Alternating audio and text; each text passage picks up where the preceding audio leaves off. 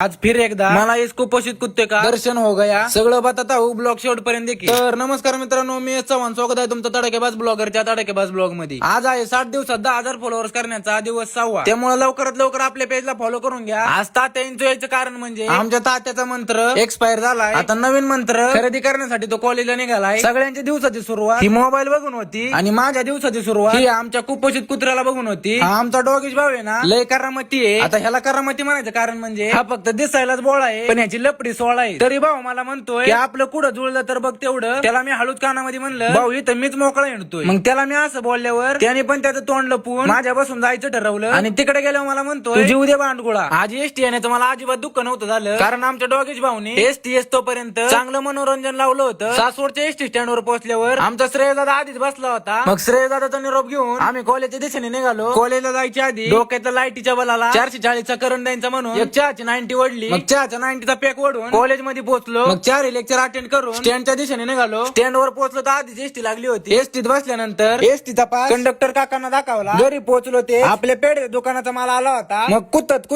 त्याला खांद्यावर टाकला, मग घरी ठेवला। मग त्या कडक कपड्यांनी अंगाची झालेली लाई बघता अशी साधी कपडे घालून मी आमच्या सरांच्या मेडिकल कडे निघालो। पण तिथे गेल्यावर बघतो तर आज तर मेडिकल उघडलंच नव्हतं। मग मेडिकलचा रस्ता रद्द करून मी आणि तात्या विंचूनी डायरेक्ट गंगारामला गाठलं। आता आम्ही दोघं पण नाचायचं कारण म्हणजे आमच्या गंगारामची रेती संपलेली आहे आणि तो आता मुक्तपणे हिंडू शकतो। मग त्याच आनंदात मी एक डान्स करायचा ठरवला। माझा डान्स कसा वाटतो कमेंट करून सांगा। या डान्सचा प्रकार आहे बगड्या डान्स आणि या डान्सचे तात्या विंचू आणि मी दोघं पण टॉपचे खिलाडी आहे। माझ्या अंगातल्या किड्यांना मुंग्यांना एक वेगळ्या प्रकारचं पेय दिलं होतं, त्यामुळे ते खूपच वळवळत होते। ब्लॉग आवडला असेल तर लाईक शेअर फॉलो करून टाका। 60 दिवसानंतर आपल्या आयडीला 10K लागले पाहिजे बरं का।